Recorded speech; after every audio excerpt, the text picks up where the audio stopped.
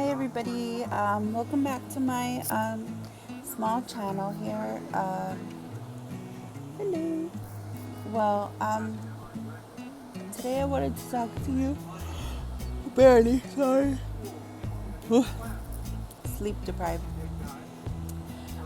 Today I wanted to talk to you guys about sometimes when we don't feel good, we start getting annoyed by very little things. And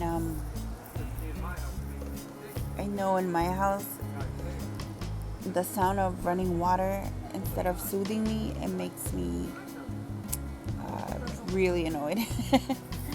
um, so it's just one of those topics that I wanted to share with you guys today.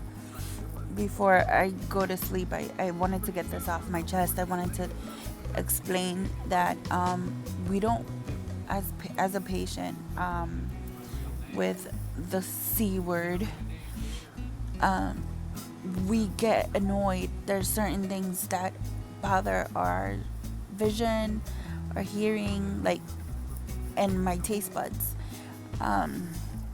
One of the first first times that I did chemo, IV chemo, the traditional sense of the word, I guess, IV chemo, I ate a salad. And from then on, I have not been able to eat a Caesar salad ever again because it gives me so much nausea. I feel that it's disgusting and it's the worst salad in the world. Whereas before, I would have chicken Caesar wraps. I would have, the Caesar salads before my meal. It was like my thing. But now I can't even stomach the idea of eating them. So a lot of side effects happen. Everybody has their own. I mean, I've cut down, things started tasting different. Some of the stuff is tasting different. Certain food that I would normally enjoy, I don't anymore. Excuse me. I have heartburn. And sorry. Trying to get I just don't want to forget, because as a cancer patient, you forget everything almost instantly. It's ridiculous. So what I wanted to explain was that loud noises bothers us sometimes. And it could be like the smallest noise, but it just sounds in your head like a beating drum. And sometimes we do seem angry, or we do seem like we're frustrated, because we are frustrated and we are angry about the smallest thing that we have no control of. And it's crazy, because we want to be okay, we want to be in a moment, we want to have the energy, we want to have the willpower to control it, but we can't. So if you see anybody going through any type of treatment, you should understand that certain things will bother them. For example, me, I can't have the music too loud. Certain noises bother me, and sometimes even to the point where, even if my kids making their whining noises, because kids whine, let's just be honest, they're always whining. So when I hear them whine, it's like a piercing going through my head. And sometimes I lash out. Sometimes I'm like, can we just be quiet? And it's really hard, because I can't explain to them what I'm feeling. I mean, I want to. I hope that one day they can look back and see and understand why I was the certain way that I was. That I like my quiet. I live for my quiet time, because it's so loud most of the time, like 80% of the time. So when I get my downtime, I get my quiet time, I love it. And when you're a patient, you're even more vulnerable to all these noises, and it makes you want to rip your head apart. And it's not anything that a caregiver is doing. It's just sometimes the sound of running water. Today I told my mom, I said, listen, I need you to stop washing the dishes. Because it felt like there was a shower going off in my head. All she was doing was washing the tiniest amount you can think of, like one little cup at a time, and it just felt like the water going shh in my head. And I was just like, this is my face the whole day. Like, oh, it's so loud. So what I want to basically get across is that we have no control of what bothers us, no more than you have any control of, bothering us, because you don't know what's going on, and we don't know how to actually relay it, and we don't want to hurt anybody's feelings, because sometimes it could just be your voice. You're talking to us and all we hear is and we don't want to be rude and say, hey, can you just stop talking for half an hour to an hour, or maybe for the rest of the night? Let's just take a break. We don't want to be rude, but it happens. We can't control what's happening in our heads. My nervous system is terrible right now.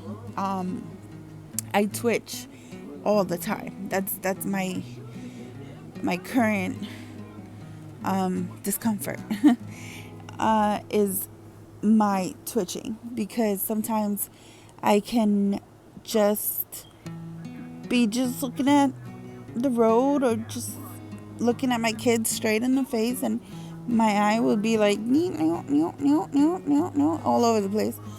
This eye too, parts of my face, I get spasms of twitching here, my lip, anything, my ear, any and every part of my body has twitched at one point or another.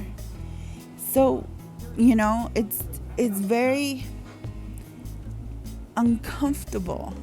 And then on top of that, add light sensitivity, sensitivity to sound, add all that in there into one big pot, and it's gonna end a disaster. I'm being honest, and I'm here to tell you what's going on, and to be as honest as possible with everybody. And some of you might find comfort and see that, hey, oh yeah, that has happened to me. And some of you might be like, no, I don't know what you're talking about.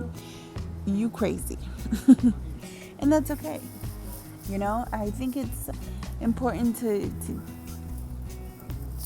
to share your experiences. A lot of times, us as women, we tend to not share the good and the bad and the ugly about being a woman. A woman. And we should. Why not? We need to get all this stuff across. We need to share within for ourselves to grow a stronger generation of women who aren't afraid to say what's on their mind. What is so wrong with saying what's on your mind is what I don't understand. If right now in my head, I'm thinking, maybe I shouldn't have had those tacos with that much sauce. Yeah. Because now I have heartburn, and my tummy is so full. But we need to support each other and just be there for each other and listen to each other. I don't know who will benefit from these videos down the line. It could be my kids. It could be my next door neighbor, and it could be anybody. And so that's why I decided to do this, because all my life I've been told that I don't know how to be quiet. So why stop now? I feel like everybody has a story, and everybody's story is unique. And so if you can get any kind of tips or information from me, then I will tell you. If you have questions, I will answer as best I can. Like I said, it feels like everybody has their own scenarios, everybody has their own problems. For me, it's been hard to get adjusted to all the changes that are going on inside of me, and actually, be a functioning mother. That's been hard, especially when you're potty training. Yeah, potty training is terrible. I think I can deal with the whole changing a million diapers. A potty training has just killed me. It has defeated me. If it were a competition between potty training and life, nobody would. No, I don't know. I don't want to say life. I mean, competition with potty training between men and women. I think men would have given up a long time ago. Or the poor baby would just be walking around in feces and urine until they were able to plan it themselves. But I've been pretty lucky. My son, he is amazing.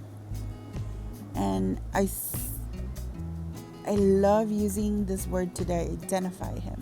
This is my favorite word, Tony. If you ever want to look back and see what mommy thought about you, is that mommy thought you were super independent. And I love it. I never want you to feel that you need to rely on anybody. And it's important to rely on some people, but I want you to be able to pave your own way through life. And so far, I gotta say, he has been such a trooper. He is 5. I don't know what the standard 5-year-old is supposed to do, but my 5-year-old changes himself from head to toe, from undershirt, shirt, underwear, shorts, socks, sweaters. He can put on his sneakers without me having to do them or me having to ask him to do it. We go into the pool. He comes out of the pool, puts on a towel. I help him put on a towel. And then he disappears for about 20 minutes. He comes back downstairs all clean, all in new clothes. The old clothes is in the hamper. He is so stress-free. And I love that about him, because I know he's going to be okay. I know he's going to be the independent type, and he's going to be the strong one. He's going to be the one who's not afraid to speak his mind, the one who's not afraid to do what it takes for him, for whatever his goal is going to be in the future. I know that he's going to be okay. And it's great. I'm excited. I want that for him, and I want that for my daughter. And so I'm hoping that one day she will see what he does, that that he's been super independent. Although she does a lot of things by herself, but she's still a princess. She wants me to carry her down the stairs, even on my bad days. And I want to say no, but sometimes I just can't. So, like I said, it's hard dealing with a chronic condition, or a condition that you're probably going to be with for the rest of your life. Now, I even had a doctor say it to me. this is gonna kill you. Just like that. So he was like, this is the cards you were dealt with, and unfortunately it happens to you, and basically like start making your funeral plans because you're gonna die. And I did take it. At the moment I was like mortified. How dare he say this to me? Like, he doesn't know me. He's not an oncologist. He's just a regular doctor. But then I said, you know what? It's good that he said it. Somebody can't, nobody, you can't just all just be positive and positive. You gotta know that it could end bad. So make the best of it. Like, try to, if you're going like me, like you're going through all this, these emotions that 1 minute you're crying, 1 minute you're happy, 1 minute the sound of water is hurting your ears, then take it as a let's fight through this and let's keep going as much as I can. If I'm allowed to live even 1 more year, I'm okay, because I feel like I've made my peace. And so that's kind of what I'm going to end it with today. Just that the overall, it's everybody's going to die. That's just one thing that everybody tells you. It's like at one point or another, we're all going to die somehow. And this just happens to be the most uncomfortable way, but it's our way. So know that you're not alone. Know that it's okay to feel the way you feel. And we just gotta keep going. That's it, and hope for the best.